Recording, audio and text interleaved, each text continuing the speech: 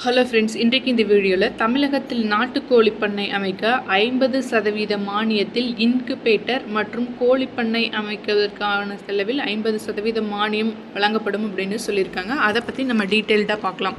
தமிழகத்தில் நாட்டுக்கோழி பண்ணை அமைக்க 100 பயனாளிகள் சேர்த்து செய்யப்பட்டு அவர்களுக்கு முதன்முறையாக இன்குபேட்டர் மெஷின் வழங்கப்பட்டுள்ளது. தமிழக அரசு நாட்டுக்கோழி பண்ணை வளர்ப்பை மேம்படுத்தவும் அதன் வளர்ப்பில் ஈடுபடுவோருக்கு வழிகாட்டவும் பல்வேறு சலுகைகள் மானியங்கள் வழங்கி வருகிறது. 2024-25 நிதியாண்டில் 250 கோழிகள் கொண்ட சிறிய அளவிலான பண்ணை அமைக்க 50% மானியம் வழங்கப்பட்டுள்ளது. அதன் பேரில் மாநிலத்தில் 100 பயனாளிகள் கால்நடைத்துறை வாயிலாக தேர்வு செய்யப்பட்டுள்ளனர். அவர்களுக்கு முதன்முறையாக 50% மானியத்தில் இன்குபேட்டர் மெஷின் வழங்கப்பட்டுள்ளது. கோழிகளை வளர்ப்பதற்கான கொட்டகை, உபகரணங்கள், தீவனத்தட்டு, 4 மாதங்களுக்கான தீவனம் என பண்ணை அமைக்க 3,13,750 ரூபாய் மதிப்பிடப்பட்டுள்ளது. இதில் 50% 1,56,875 ரூபாய் மானியமாக வழங்கப்படுகிறது. தமிழகத்தில் உரிய தகுதி அடிப்படையில் 100 பயனாளிகள் தேர்வு செய்யப்பட்டு ஒவ்வொரு பயனாளிகளுக்கும் 4 வயதுடைய 250 நாட்டுக்கோழி குஞ்சுகள் ஒசூர் மாவட்ட கால்நடை பண்ணையிலிருந்து இலவசமாக வழங்கப்பட்டுள்ளது.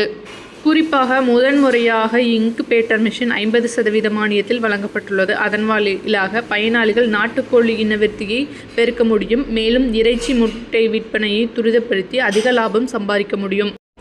நடப்பு நிதியாண்டிற்கான பயனாளிகளின் தேர்வு முடிந்து கோழி குஞ்சு வழங்கப்பட்டுள்ளது. வரும் நிதியாண்டுக்கு விண்ணப்பிக்க முறையாக அறிவிப்பு வெளியிடப்படும். அப்போது விண்ணப்பிக்கலாம். விண்ணப்பிக்கும் போது கோழிப்பண்ணை அமைக்க குறைந்தபட்சம் 625 சதுர அடி நிலம் சொந்தமாக இருக்க வேண்டும்.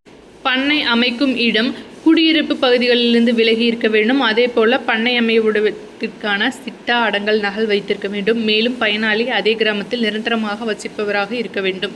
பண்ணைக்கு மின் இணைப்பு இருக்க வேண்டும். குறிப்பாக விண்ணப்பத்துடன் ஆதார் அட்டை நகல், 50% நிதி ஆதாரத்துக்கான ஆவணங்கள், 3 ஆண்டுகளுக்கு பண்ணை பராமரிப்புக்கான உத்தரவாத கடிதம் உள்ளிட்டவற்றை இணைக்க வேண்டும் என கால்நடைத்துறை தெரிவித்தனர்.